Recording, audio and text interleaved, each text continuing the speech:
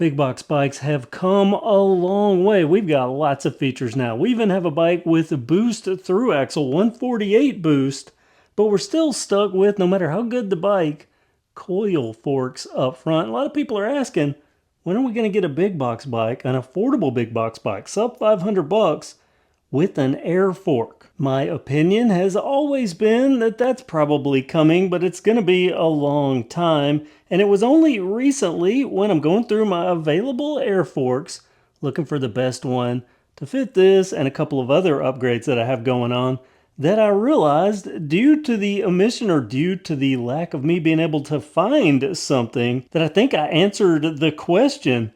The reason we have coil forks is because an air fork requires an air pump, a very specific air pump to work on these, a fork pump.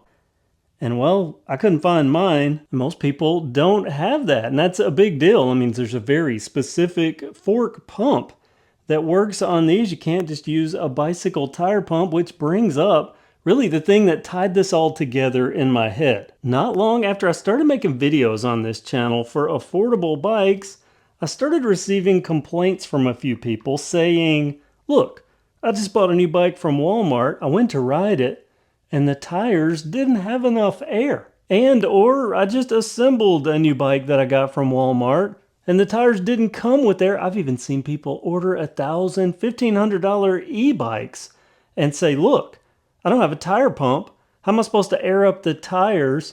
Which is just amazing to me, but it is something to consider, because along with purchasing a bike, there are some things you need. You need a helmet. You definitely need a tire pump, because the tire, even if it's properly inflated, as temperatures change, that's going to fluctuate. It's going to lower pressure in the tire. Tubes that are in these tires, well, they're not completely airtight, so air is going to come out of the tire. You definitely need an air pump, something to air up tires. And when I couldn't find my fork pump, started thinking, we're budget shoppers already. If some people are complaining about not having a tire pump, what are they going to do when they have to spend maybe 35 bucks to get a specific pump for a fork? And not only that, I mean, it's not like you just run down to Walmart and pick up a fork pump, at least not right now, maybe in the future. There's a very specific fork pump. I can't find mine. Here's a picture of mine. It's a RockShox brand. When it comes to fork pumps, I get pretty particular, although I've heard good things about even the budget ones that were 20-something bucks. There are a few things that are important about a fork pump that make it different from just your standard tire pump, and one of those is the pressures that it can run. The reservoirs in these forks and the reservoirs in air shocks for the rear of the bike, these require even more pressure. But this fork pump here, I think that'll go up to 120 PSI. Well, look at this pump.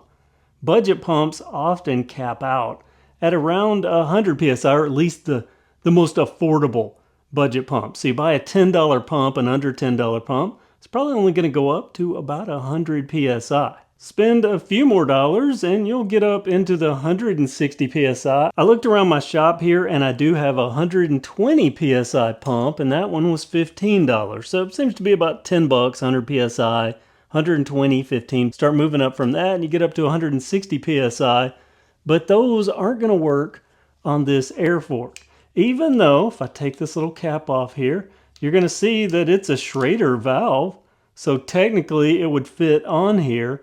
But on a fork pump, a proper fork pump, there's an O-ring. It seals to this. And fork pumps can not only do higher pressure, but they can also do higher pressure very adjustable and in small increments. And when I'm talking higher pressure, an actual tire, a regular mountain bike tire, usually around 30 PSI is the recommended setting. A lot of people run them lower on trails and so on. But the recommended setting is usually around 30 PSI. And it doesn't matter if the rider weighs 120 pounds or if the rider weighs 280 pounds, you can still run it at 30 PSI. An air fork, very specific ratings depending upon the rider weight. Here's the guide for my Marzocchi Bomber Z2 e-bike plus, and if you'll go down here, you'll see it goes up to 126.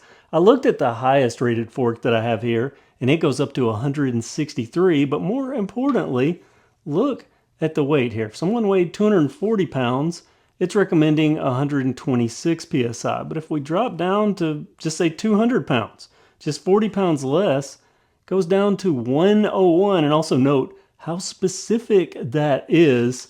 Regular air pumps, if they even do have a gauge on them, you know, the gauges, you can just kind of roughly gauge it. They might vary quite a bit between where it actually says it is versus what I know it's at. I've had some that go 60 when it's only 30.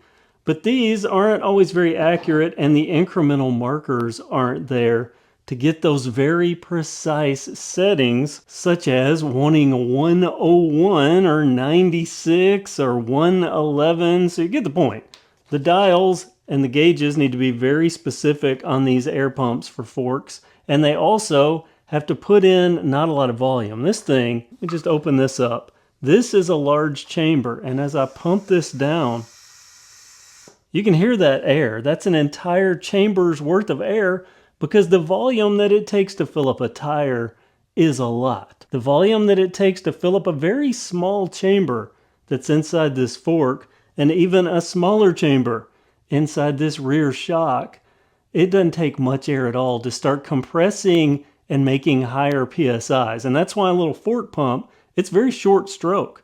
Only squeezes down about 6 inches. It's a very small volume, but that small volume in a small cylinder will ramp up PSI very quickly. And they also have a little button you can bleed down. So say you go up to 130 and you can press and go down in 1 PSI increments. With a proper fork pump, can't do that with a pump like this. The bottom line of what I'm getting at here is I think that answers why we haven't yet seen air forks on bikes, say $500 or so from Walmart.